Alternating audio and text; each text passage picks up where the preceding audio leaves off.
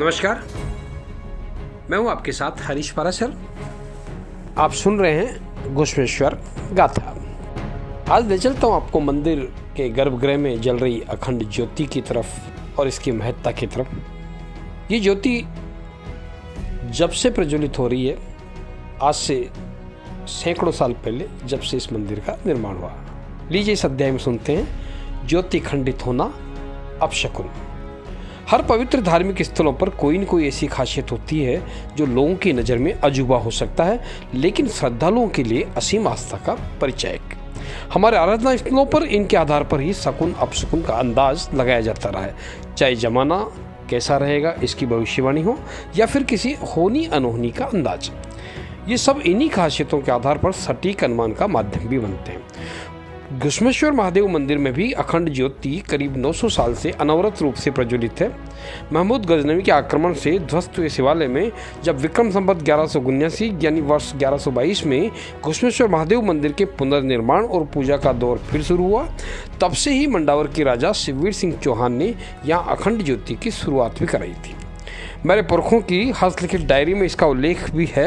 अखंड ज्योति के लिए ज्योतिर्लिंग के गर्भगृह में ऊपर बीचों बीच एक खास ताक में इस ज्योति के नियमित प्रज्वलित रहने की व्यवस्था तब से आज तक चली आ रही है। इस ज्योति को खंडित होने से बचाए रखने के हर संभव प्रयास किए जाते हैं। फिर भी इंसान द्वारा संधारित ज्योति किसी कारणवश खंडित हो भी जाए तो कोई न कोई अपशकुन होने का संकेत होता है।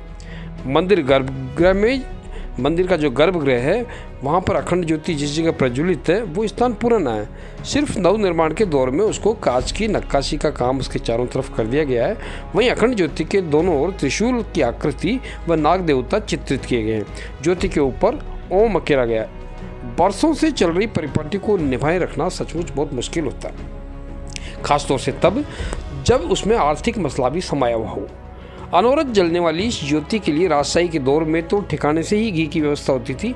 ये भी कम अचरज की विषय नहीं है कि यहाँ प्रतिदिन दोपहर में भगवान शंकर के जो भोग लगाया जाता है वह भी चूरमा बाटी का होता है। संस्कृत आयोजन में प्रसादी चूरमा बाटी की होती है और अब कुछ लोग खीर मालपुए का प्रसाद भी अर्पित करने लगे हैं। खैर, चर्चा में आपको अखंड ज्योति की चल रही थी और जैसा कि मैंने आपको कहा कि ये असम जो ज्योति अगर खंडित हो जाती है तो कोई अपशकुन होता है। लेकिन मान लीजिए आंधी तूफान या किसी अन्य सावधानी से ऐसा लगता है कि ज्योति खंडित होने जा रही है, तो उसके पहले उसको एक पैरेलल व्यवस्था की जाती है ताकि उसको बचाया जाए। लेकिन फिर भी अगर खंडित हो गई तो दुनिया, देश, प्रदेश और यहाँ तक कि गाँव में या इसके आसपास कोई अप्रिय सूचना होने का संकेत होता है। मेरे अग्रज पंडित पुरुषोत्तम शर्मा बताते हैं कि अखंड ज्योति के खंडित होने के तत्काल बाद या 5-7 दिन बाद में कोई अप्रिय घटना के ऐसे 20 उदाहरण हुए, कोई एक उदाहरण नहीं है। मैंने भी अपनी दादी से ऐसे कई किस्से सुने थे। पुरुषोत्तम जी बताते हैं कि पहले प्रधानमंत्री जवाहरलाल नेहरू के निधन के दिन 27 मई 1964 को जब देश भर में ज़बरदस्त आंधी तूफान आया, कई कच्चे पक्के मकान तबाह हो गए, तब भी अखंड ज्योति खंडित हो गई थी। इसके बाद इंदिरा गांधी और राजीव गांधी की हत्या के वक्त भी ऐसा ही हुआ। कई अन्य महापुरुषों के निधन, आंधी तूफान और भूकंप से तबाही और यहाँ तक कि करगिल युद्ध के दौर में भी ये ज्योति खंडित हुई थी। इतना ही नहीं, गाँव में किसी ख्यातनाम व्यक्ति के निर्माण का संकेत होता है तो ये ज्योति खंडित हो जाती है। सिवाड़ के इतिहास को संकलित करने वाले सेवानिवृत्त तहसीलदार स्वर्गीय बजरंग सिंह जी राजावत के पास ऐसी कई घटनाओं का ब्यौरा लिपिबद्ध था, लेकिन वो अब इधर उधर हो गया। सवाल ये भी है कि जब ज्योति खंडित होने के इतने खतरे हैं तो फिर इसे अनवरत जलाए रखने के इंतजाम क्यों नहीं होते। बचपन से जब मैं भी इस अखंड ज्योति को कौतूहल से देखता था तो मुझे लगता था कि ये मेरे सामने खंडित क्यों नहीं हो रही। लेकिन किंवदंतियाँ जो जिस तरह की थी, मुझे लग रहा था कि मैं भी उसका सत्यापन करना चाह रहा था।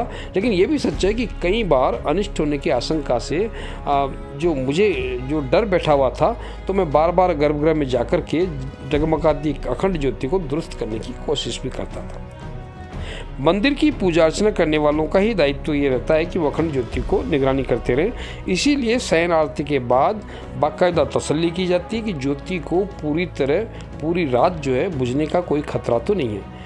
और तमाम सावधानियों के बावजूद ये अखंड ज्योति जो है खंडित भी हो जाए तो ये पुजारी का दायित्व होता है कि वो श्रद्धालुओं को इसकी जानकारी दे। हाँ, इतना जरूर है कि अखंड ज्योति को मानवीय तौर पर दुरुस्त करने के दौरान समानांतर जो दूसरी ज्योति है जरूर जलाई जाती है ताकि ज्योति का जो अखंड स्वरूप है वो बना रहे। मैंने आपको बताया कि अखंड ज्योति के लिए घी की व्यवस्था राजशाही के दौर में राजघरानों से होती थी। अब भी ये इंतजाम सांकेतिक रूप से होता है, लेकिन सालों से बिना जात पात के, बिना भेदभाव के अखंड ज्योति के लिए घी की व्यवस्था बरसों से जो गांव वाले हैं वो खुद ही करते आ रहे हैं। प्रतिदिन यहाँ जो दर्शन करने वाले कई महिला पुरुष हैं, उनका एक क्रम है कि वो अपने साथ ज्योत के लिए घी भी लाते हैं।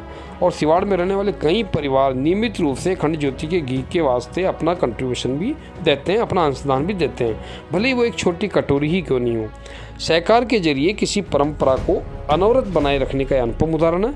साथ ही उस आस्था का भी जिसमें श्रद्धालु भोले के दरबार में खड़े होकर ज्योतिर्लिंग के साथ साथ इस अखंड ज्योति को निहारने का जतन जरूर करते हैं। गुष्णेश्वर गाथा में आज इतना ही, फिर मुलाकात होगी। मुझे दीजिए इजाज़त, नमस्कार।